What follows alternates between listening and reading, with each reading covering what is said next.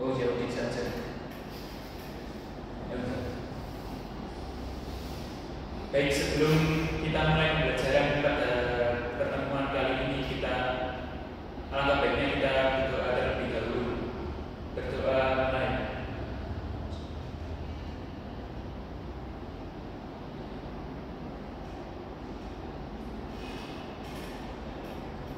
Berdoa selesai. Oke, pada pembelajaran kali ini kita akan membahas materi mengenai definisi, manfaat, standar kerja, kemudian mengidentifikasikan jenis-jenis standar kerja. Nah, ada yang sudah belajar nggak bagaimana standar kerja itu apa?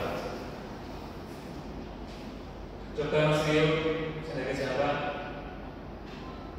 Nah, betul sekali. Standar kerja itu merupakan pedoman atau parameter yang ditetapkan oleh suatu organisasi untuk mengukur kinerja atau hasil kerja yang diharapkan dari karyawan. Nah, standar kerja itu, kemudian standar kerja itu sendiri itu bisa mencakup berbagai aspek seperti kualitas, kuantitas, waktu, dan biaya yang harus dicapai oleh individu atau tim dalam melakukan tugas atau proses tertentu. Nah, kualitas sendiri itu merupakan tingkat ketepatan penelitian dan penyesuaian hasil kerja dengan standar yang ditetapkan. Kemudian kualitas merupakan juga output yang harus dihasilkan dari periode waktu tertentu. Kemudian ada waktu merupakan batas waktu yang menyelesaikan tugas atau pekerjaan. Nah, dari definisi standar kerja sendiri sudah paham semuanya? Oh, ini. Yang selanjutnya itu ada manfaat dari standar kerja. Ada yang bisa sebutkan nggak manfaat dari standar kerja itu sendiri apa saja? Ya, Mbak, bisa disebutkan. Nah, betul sekali. Seperti peningkatan produktivitas itu merupakan juga manfaat standar kerja. Nah, peningkatan produktivitas itu merupakan standar kerja bisa membantu meningkatkan produktivitas dengan memberikan target yang jelas kepada karyawan. Kemudian ada juga penjaminan kualitas. Nah, dengan adanya standar kerja yang jelas, kualitas produk atau layanan dapat dijaga dan dapat ditingkatkan. Kemudian ada efisiensi.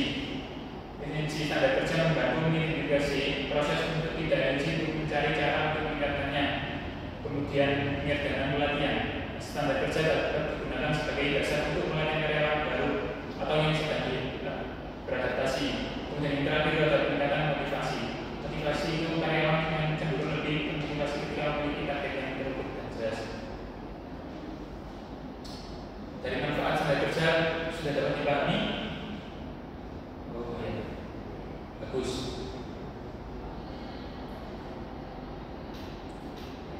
Dan yang selanjutnya, materi yang selanjutnya itu adalah jenis-jenis standar kerja. Standar kerja sendiri itu terbagi menjadi 6 jenis ya. Yang pertama itu ada standar kualitas, kemudian ada standar kuantitas, kemudian ada standar waktu, standar biaya, standar keamanan, dan juga standar lingkungan. Dan yang terakhir, standar etika dan kepatuhan hukum. Nah, terdapat beberapa standar kerja yang diterapkan dalam suatu organisasi atau institusi dan mematuhi kerja berikut. Seperti tadi yang saya jelaskan itu sudah merupakan macam-macam standar kerja. Nah, standar kualitas itu menetapkan target jumlah barang atau layanan yang harus diproduksi atau disediakan dalam periode waktu tertentu. Itu contohnya seperti sebuah pabrik yang memiliki standar kuantitas yang menetapkan bahwa sejumlah tertentu produk harus diproduksi setiap harinya. Kemudian ada standar kualitas. Ada yang tahu nggak standar kualitas itu contohnya seperti apa? Nah, betul sekali. Nah, standar kualitas itu menetapkan tingkat kualitas yang harus dicapai dalam produk atau layanan. Nah, standar ini biasanya berhubungan dengan spesifikasi teknis itu atau karakteristik tertentu yang harus dipenuhi oleh produk atau layanan. Contohnya seperti yang digambar tadi itu, bisa standar kualitas untuk sebuah produk elektronik dapat mencakup toleransi terhadap cacat atau ada kendalanya dalam suatu produk tersebut. Kemudian ada standar waktu. Nah, standar waktu itu menetapkan waktu yang diperlukan untuk menyelesaikan suatu tugas atau proses. Nah, hal ini dapat mencakup waktu yang diharapkan untuk menyelesaikan pekerjaan tersebut. Nah, waktu proses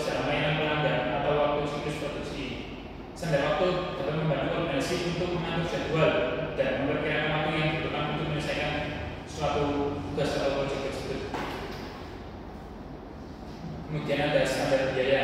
Nah, standar biaya itu merupakan biaya yang dianggarkan atau diizinkan untuk menyelesaikan suatu tugas atau proses. Contohnya itu seperti standar biaya termasuk biaya bahan baku, kemudian biaya tenaga kerja, dan biaya overhead atau diizinkan untuk suatu produk tersebut. Kemudian ada standar keamanan.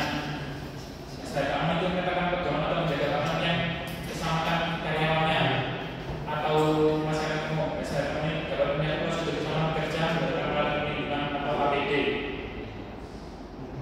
Karena standar keamanan membantu mencegah kesalahan dan cedera serta menjaga reputasi dan integrasi suatu organisasi tersebut. Kemudian ada standar lingkungan. Nah, standar lingkungan itu menyatakan kesalahan untuk menjaga lingkungan hidup yang mengalami dampak negatif organisasi terhadap lingkungannya.